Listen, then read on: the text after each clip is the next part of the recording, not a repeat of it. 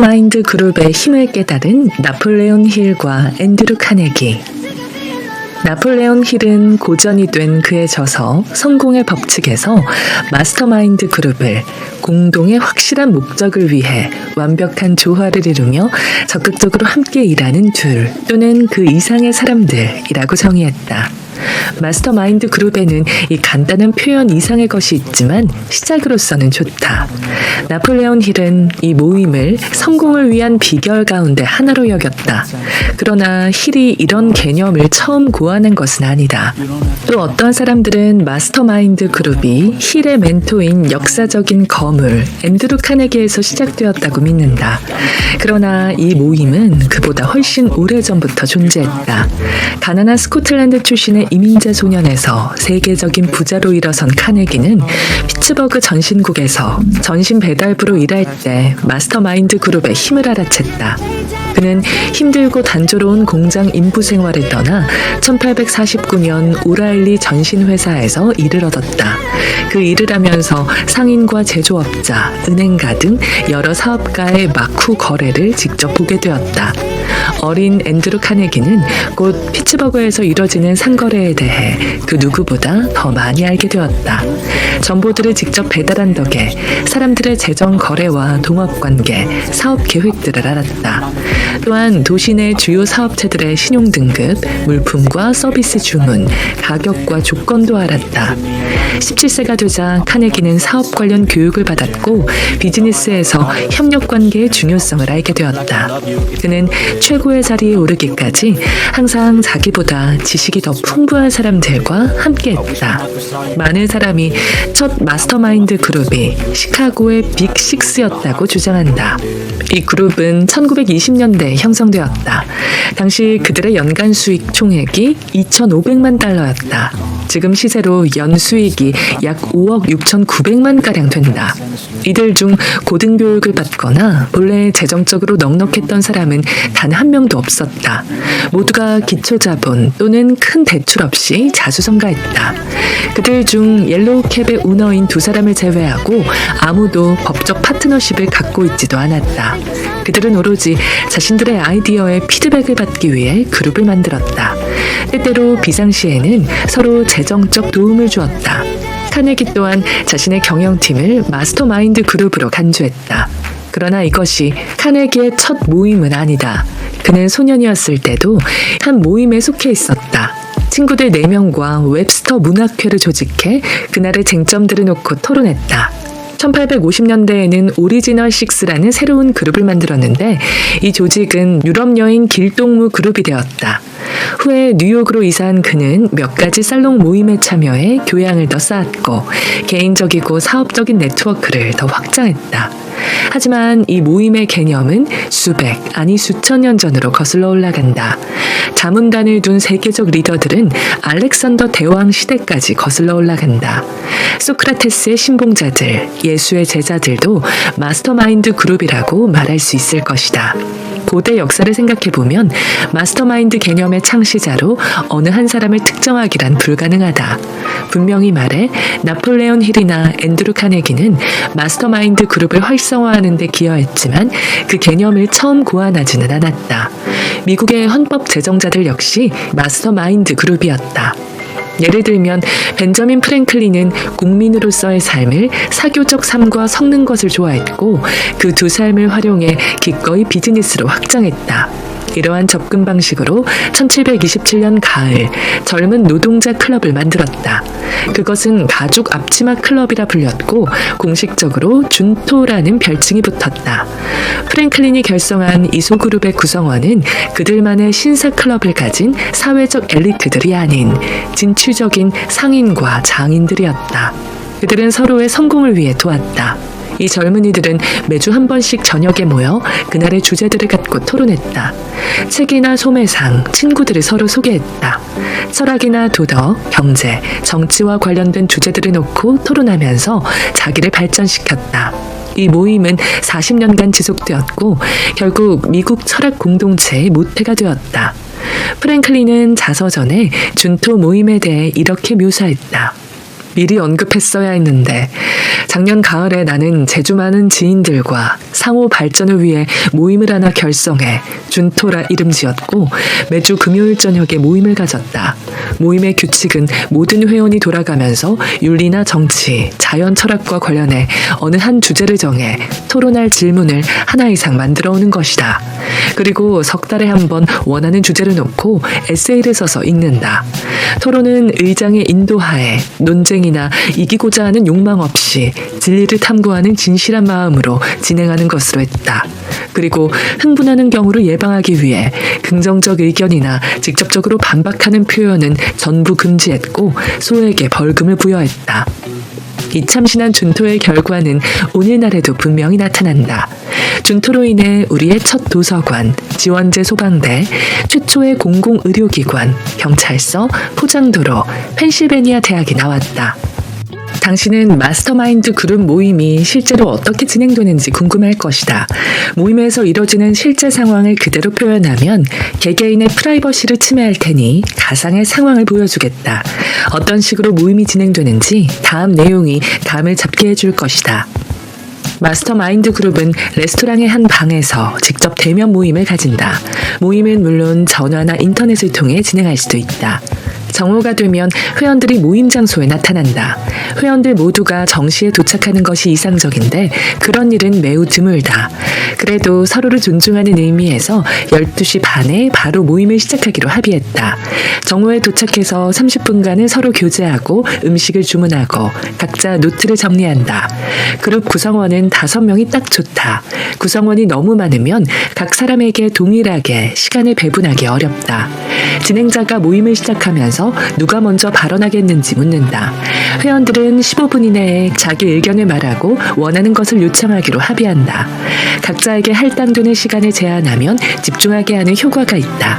자기 발언에서 15분을 넘기는 사람은 드물다.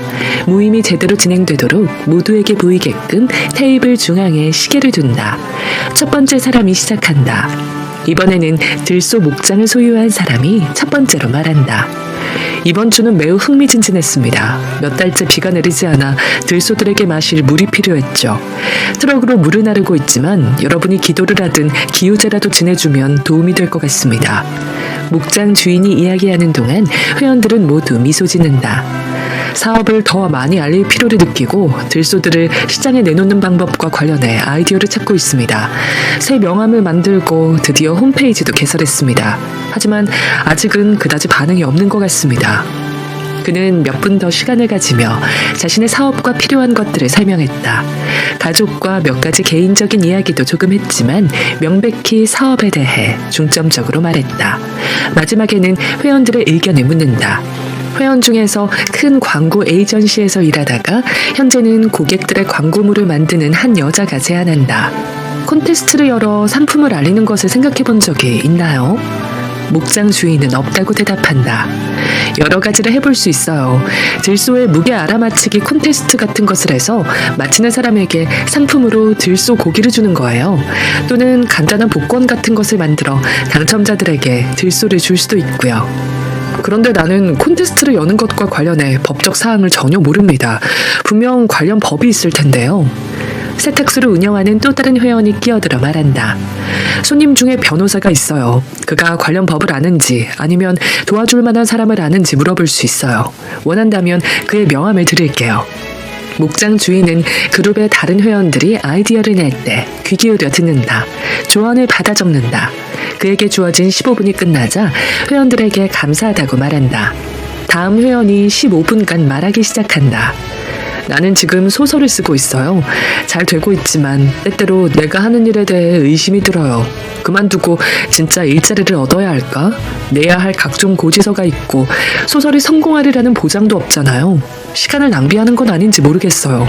자기 회의에 젖은 채 글을 쓴다는 건 일종의 고문 같아요. 그녀는 몇 분 더 이야기를 했지만 불평만 하느라 주어진 시간을 다 쓰고 있었다. 마스터마인드 그룹은 도움을 요청할 때 가장 잘 진행된다. 모임 회원들이 안내서로 삼는 책 가운데 하나가 조 비테일의 돈을 유혹하라다. 그 책에서 첫 단계는 당신이 원하지 않는 것을 말하기다. 이 여자는 바로 그것을 하고 있었다. 그러나 두 번째 단계, 당신이 원하는 것을 선언하라로 이동할 필요가 있다. 진행자가 이때 끼어들어 도움을 준다. 당신이 원하지 않는 것에 대해 들었습니다. 그렇다면 당신이 원하는 것은 무엇인가요? 우리가 도움을 줄 수 있을 겁니다. 포부 있는 소설가는 잠시 생각한 뒤 말한다. 나는 걱정이나 방해 없이 소설을 쓰고 싶습니다. 그것을 긍정적인 방식으로 말해볼 수 있겠어요? 즐겁게 집중해서 소설을 쓰고 싶어요. 가능한 한 빨리 완성해서 출판사를 찾고 싶어요. 여자가 자신의 목표를 말할 때 모든 사람이 그룹 내 에너지가 바뀌는 것을 느낀다. 또 다른 회원이 제안한다. 작가들은 글 쓰는 시간을 정해놓는다고 들었어요. 아침 또는 밤늦은 시간이 될 수도 있죠. 당신에게 맞는 시간을 찾아 정해놓고 쓰세요. 걱정할 시간도 따로 정해놓으면 좋을 것 같아요. 예를 들면 걱정하는 건 좋지만 오후 3시에 하라고 스스로에게 말하세요. 소설가를 포함해 모든 사람이 요점을 이해한다. 그녀는 목표를 추구하는 동안 절도 있는 생활을 해야 한다. 그녀의 15분이 끝나기 전 들소 목장 주인이 놀라운 제안을 한다. 누구에게도 말한 적은 없지만 사촌 중에 소설가가 있어요. 소설 몇 권을 출판했어요. 나는 들소들을 돌보느라 한 권도 읽어본 적은 없지만요.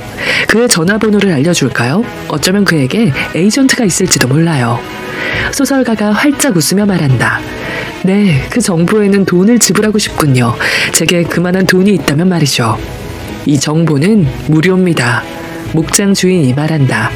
모임 안에서 정보 교환은 무료로 이루어진다. 멤버들은 서로 돕기 위해 존재한다.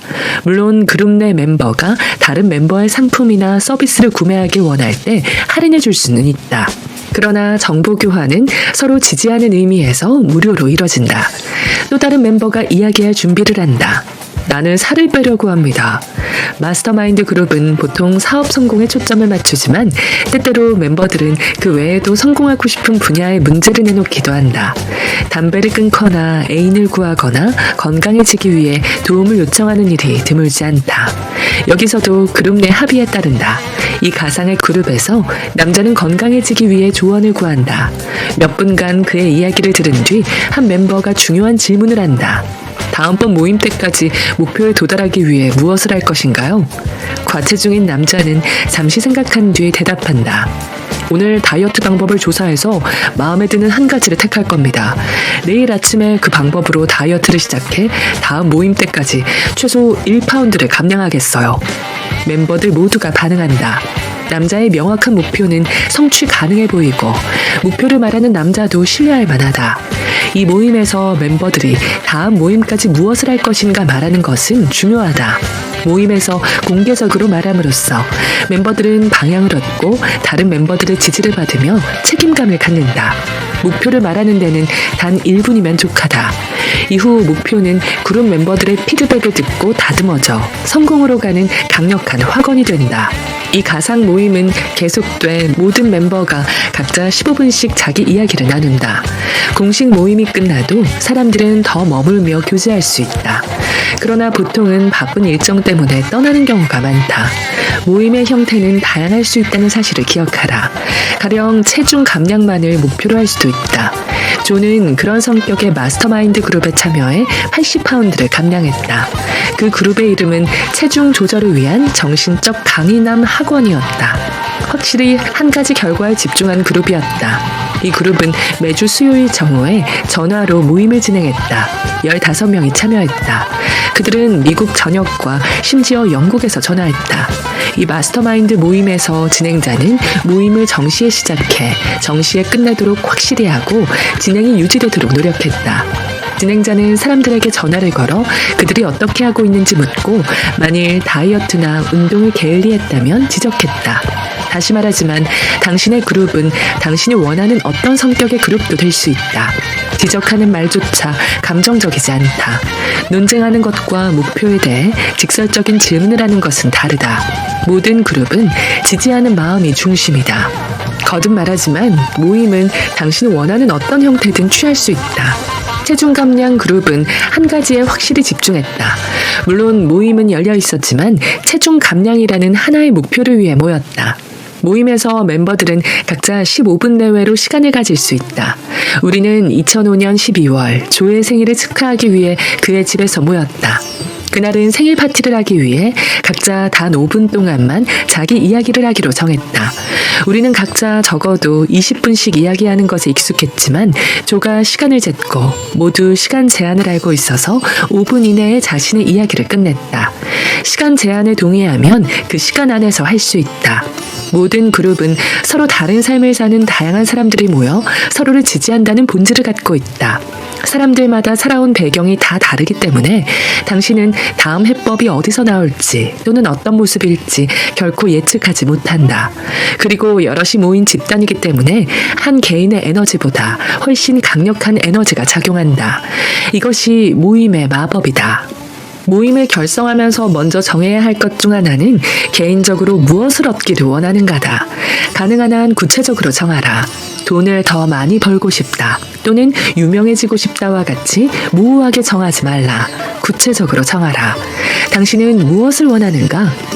마스터마인드 모임이란 구체적인 목표를 가지는 하나의 집단이다.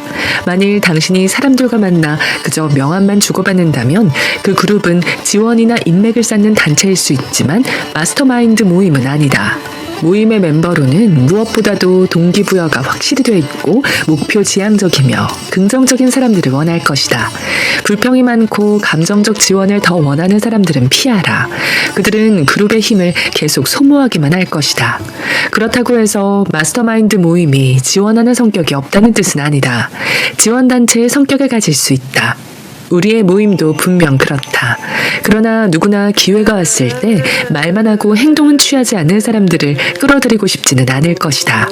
시간이 지나면 때때로 모임이 치료단체 비슷하다는 느낌을 받을 수 있다. 그것은 멤버들이 서로를 알고 신뢰가 쌓이면 자연스럽게 나타나는 현상이다.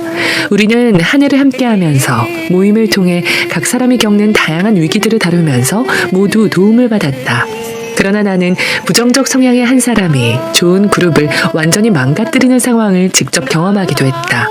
여러 해 전 나는 휴스턴 지역의 음악계를 발전시킬 목적으로 결성된 한 단체에 참여했었다.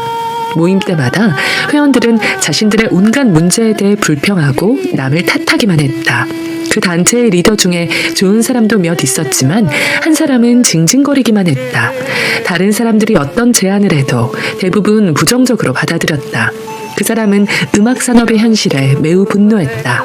환경에 순응하거나 환경을 개선하려는 대신 피해자 행세를 하고 남을 비난했다.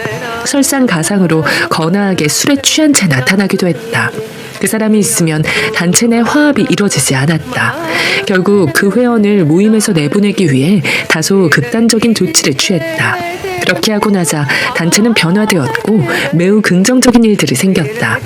따라서 나는 멤버들을 신중히 선택하고 새 멤버를 가입시킬 때 수습 개념을 적용하기를 강력히 권한다. 부정적인 성향의 사람은 몇 번 전화통화만 해봐도 알아챌 수 있다. 그렇지 않더라도 적어도 첫 모임 후에는 분명히 알 수 있다. 부정적인 사람을 받아들이지 마라. 자기 경력에서든 사업에서든 또는 다른 영역에서든 발전하고자 열렬히 원하는 사람들을 찾아라. 아직 목표를 명확히 정하지 못했어도 괜찮지만 어떤 행동도 취하지 못할 정도로 두려워하는 사람은 안 된다. 반면에 당신이 재능은 있지만 자신감 문제로 고심한다면 지원 성격이 강한 그룹을 만드는 것이 좋다. 또한 당신이 개인적으로 압박감을 느끼는 문제와 관련해 상담가나 코치를 찾아가는 것도 고려해보라. 미루는 경향이 있는 사람과 성취 욕구가 큰 사람이 조화를 이루기란 어렵다. 성취 욕구가 큰 사람들은 미루는 사람들에 대해 인내심을 잃을 것이고 반대로도 마찬가지다. 때로는 이 두 가지 다른 유형의 사람들이 함께 일할 수도 있지만 충돌하기 쉽다. 어떤 그룹에서는 맞을 수 있고 또 어떤 그룹에서는 맞지 않는다. 첫 그룹이 잘 되지 않는다면 잘 맞는 몇 명의 멤버들과 함께 한두 사람을 더 구해서 새로운 그룹을 만들어라. 멤버들을 어디서 찾을 것인가? 체중 조절이나 취미생활, 집 리모델링 같은 개인적 목적을 위한 마스터마인드 모임을 결성하려면 멤버 구하기가 어렵지 않다. 친구들이나 이웃들과 시작해보라. 당신이 함께 그룹을 만들 사람을 한두 명만 알고 있다면 그 사람들에게 그룹에 들어올 만한 사람을 아는지 물어보라. 그룹 결성에 관심을 가진 사람을 최소한 한 사람이라도 찾는다면 또 다른 멤버들을 찾기가 훨씬 쉬워진다. 백지장도 맞들면 낫다고 하지 않는가. 직장이나 학교, 교회, 헬스클럽, 상공회의소 등 당신이 속한 어떤 단체에서든 사람들을 끌어올 수 있다. 멤버를 구한다는 광고를 낼 수도 있다. 또한 건강이나 마케팅, 비즈니스 등 당신이 생각하고 있는 어떤 유형이든 포럼이나 그룹, 모임이라는 단어와 함께 넣어 인터넷 검색을 해볼 수도 있다. 이렇게 하면 당신이 원하는 온라인 게시판이나 토론 그룹을 많이 발견할 것이다. 마스터마인드 모임에 적합한 사람 선택하기. 1976년 심리학자인 마이어와 셀리그먼은 실험을 통해 개들이 고통에서 벗어날 수 없다는 걸 느끼면 노력을 포기하고 낑낑거린다는 사실을 발견했다. 이런 상태를 학습된 무력감이라고 한다. 매우 잔인하지만 이런 학습된 무력감은 인간에게서도 확인된다. 사람은 자신이 노력해도 운명을 바꾸거나 영향을 끼칠 수 없다고 믿으면 무력감에 빠진다. 무력감이나 압박감, 스트레스는 추구하는 목표에 대한 노력과 인내심을 감소시키고 자발성도 고갈시킨다. 무력감이나 압도감을 극복하는 열쇠는 당신이 속한 소집단의 다른 사람들에게서 격려받는 것이다. 마스터마인드 모임은 마음이 맞는 사람들이 모인 지원 그룹으로서 사업이나 삶에서 전진하도록 서로 돕기 위해 아이디어나 전략, 기술, 구상에 대해 함께 브레인스토밍을 한다. 이 모임은 친구들 간의 사교 모임도 불평이나 한탄을 위한 모임도 아니다. 이 그룹이 잘 기능하려면 긍정적이고 동기부여가 되어 있으며 주도적이고 다른 사람들이 목표를 이루도록 돕고자 하는 마음이 있는 사람들과 결성해야 한다. 적합한 사람들을 선택하는 것이 마스터마인드 그룹의 성공의 필수 요인이다.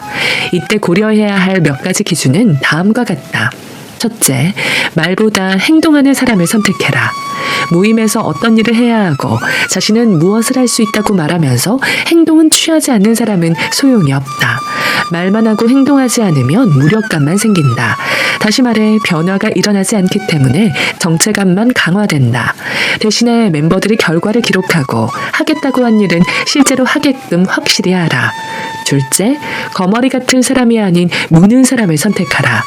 곤충 세계에서 무는 곤충은 먹이와 정면으로 부딪혀 공격하는 데 반해 거머리는 먹이가 말라 죽을 때까지 피를 빨아먹는다. 마스터마인드 그룹에서는 무는 사람이 낫다. 이런 사람은 당신의 작업에 대해 가치 있는 정보와 통찰력을 제공하면서 정직하고 직접적인 피드백을 준다. 그리고 커뮤니케이션을 잘하고 그룹 멤버들과 터놓고 자신의 지혜와 시간을 나눠준다. 거머리 같은 사람은 받기만 한다. 그들은 가만히 앉아 다른 사람들에게서 정보와 팁을 흡수하고는 무엇이든 나누고 주기보다는 받기만 하는 태도를 가진 불안정한 사람들이다. 때로는 자신이 원하는 것을 얻을 때까지 과도하게 친절을 베풀지만 목적을 이룬 후에는 상대를 미련 없이 내버린다. 셋째, 끌려가는 사람이 아닌 이끄는 사람을 선택하라. 이끄는 사람은 먼저 시작한다. 목표와 행동 계획을 세우고 다른 사람들이 한 단계 내디뎌 될 수 있는 모든 것이 되도록 영감을 불어넣는다. 이끄는 사람들은 자기 자신을 믿고 다른 사람들 또한 탁월해지도록 돕는다. 그들은 미래에 집중하고 지나간 일을 염려하거나 실수한 것 때문에 허우적대느라 시간을 허비하지 않는다. 끌려가는 사람은 앞장서는 법 없이 무리의 뒤를 따르기만 한다. 묻지 않으면 자기 의견을 표현하지도 않는다. 새로운 일을 해보도록 격려받지만 변화에 저항하는 경우가 많다. 그룹 안에 다른 사람들이 나아가는 것을 뒤에서 잡아끈다. 왜냐하면 그들은 해답을 찾기 위해 앞서서 주도하지 않고 다른 사람이 찾아주기를 기다리기만 하기 때문이다. 모임의 괴물 관리하기. 유명한 영화 스타워즈의 회의 장면에서 대사들은 자기 옆에 어떤 괴상한 캐릭터들이 앉아있는지 외모를 통해 알았다. 각각의 캐릭터들은 외양이 독특했다. 그러나 마스터마인드 모임에서 당신은 만나는 캐릭터들이 어떤지 전혀 모를 것이다. 정상으로 보이는 외향이 그들이 일으키는 곤란한 행동과 종종 모순되기 때문이다. 여기서는 모임에서 만날 수 있는 정상이 아닌 등장인물에 대해 설명한다. 당신이 광선검을 가졌든 아니든 모임을 전복시키는 파괴적인 세력과 싸우려면 알아야 할 내용이다. 독점자. 이런 사람들은 어떤 주제와 관련해서든 오직 자신에게만 지혜가 있다고 생각한다. 독점자는 다른 사람들은 자신의 말을 듣기 위해 왔다고 생각하기 때문에 끊임없이 말한다. 모임은 다른 많은 사람들에게 들을 수 있는 기회라는 사실을 인식하지 못한다. 계속 짓거리고 자신의 생각이나 신념이 다른 사람들의 것보다 본래 더 중요하다는 듯 거만하게 행동한다. 불행히도 다른 사람들은 이런 독점자가 모임을 지배하는 것의 위협을 느껴 참여하기를 피한다. 리더가 이를 허용하면 독점자들의 무례한 언행이 승인받았다는 메시지가 된다.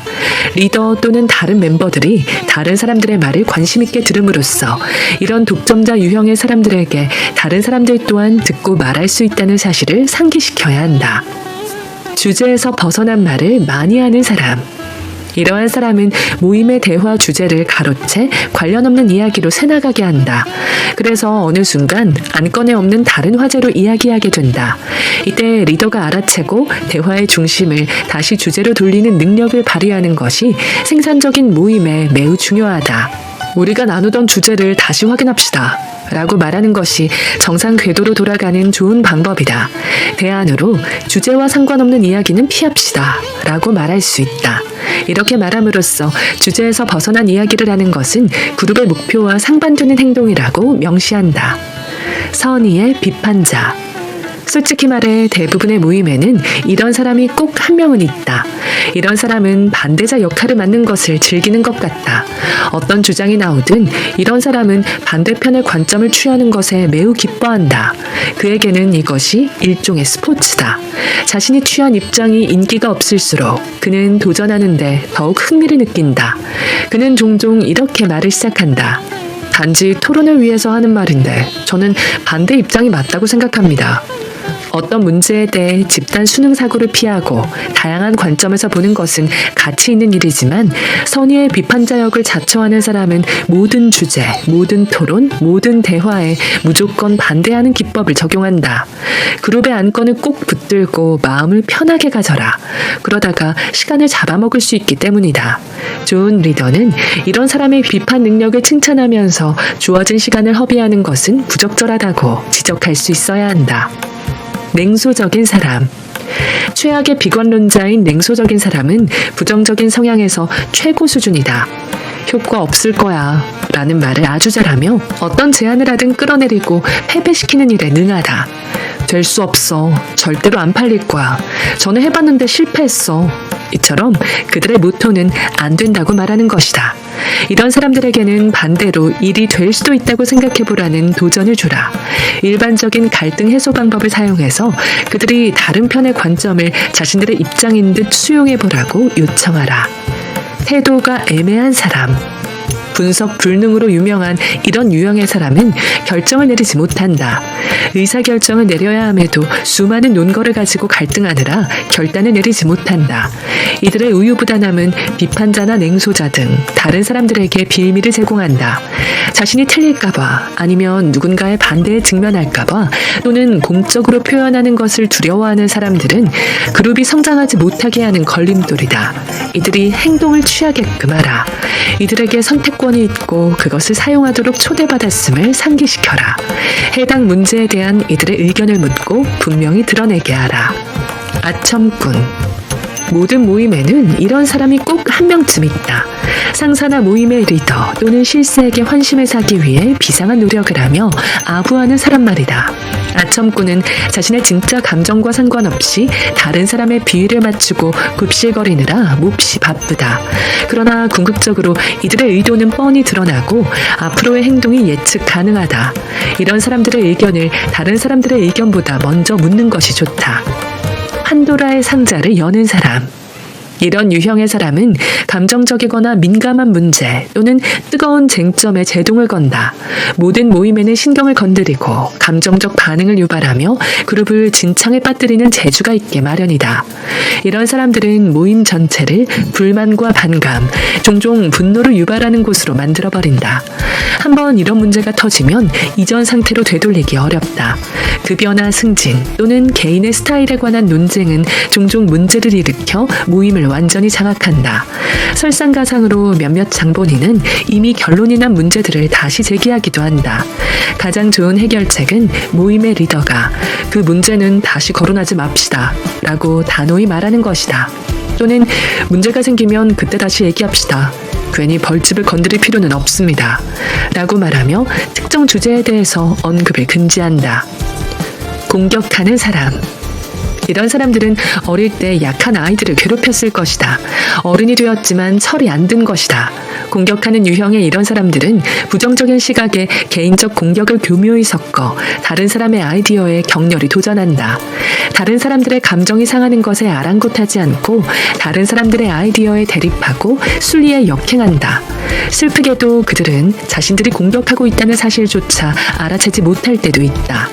좋은 리더는 이런 사람들이 긍정적인 시각을 갖고 가시돋친 말을 하지 않으며 적대적인 접근을 피하도록 유도한다. 개인적 인신공격이 발생하면 모든 멤버가 모임을 중단시킬 권한을 갖는다. 어떤 사람의 행동이나 신념을 비판할 수는 있지만 인격체로서 그 사람에 대한 공격을 허용해서는 안 된다. 농담하는 사람. 이런 사람의 온화함에 속지 마라. 농담하는 사람은 모임을 방해할 수 있다. 이들의 끊임없는 농담은 다른 사람들의 진지한 아이디어나 제안을 깎아내릴 수 있다. 다른 사람들의 행동을 하찮게 만들고 진지하게 받아들이지 못하게 한다. 농담을 해야 할 때와 장소가 있다. 우리는 모두 재밌는 것을 좋아하지만 농담을 해야 할 때와 장소가 있다. 우리는 모두 재밌는 것을 좋아하지만 계속 농담만 하면 주의가 산만해지고 회의는 방해받는다. 리더는 모임 초반이나 중간에 몇 분을 유머를 할 수 있는 시간으로 정할 수 있다. 그런데 아무 때나 불쑥 농담을 던져 회의 진행에 지장을 주면 리더는 유머를 할 시간이 아님을 상기시키며 분위기를 관리해야 한다. 로봇. 모임을 방해하는 로봇들은 휴대전화와 휴대용 정보 단말기, 노트북 등이다. 이것들은 회의 중에 멤버들의 주의를 분산시킨다. 현재는 회의에 필요한 카메라가 휴대전화에 내장되어 있다는 것이 무척 안타깝다. 좋은 리더는 회의 시작 전에 휴대전화를 끈다든가 회의를 위한 기본 원칙을 세워야 한다. 전자기기의 주의력을 빼앗기지 않기란 매우 어렵기 때문이다. 모임에는 온갖 종류의 사람들이 가득하다. 당신 자신을 포함해 다른 사람들의 행동을 연구해야 더 잘 이해하고 반응할 수 있다. 모임의 성격은 분명히 멤버들의 특징에 영향을 받는다. 당신에게 좋은 영향력이 있기를 바란다. 오늘 저와 함께한 시간 어떠셨나요? 편안한 시간이 되었길 바라며 또 들러주시길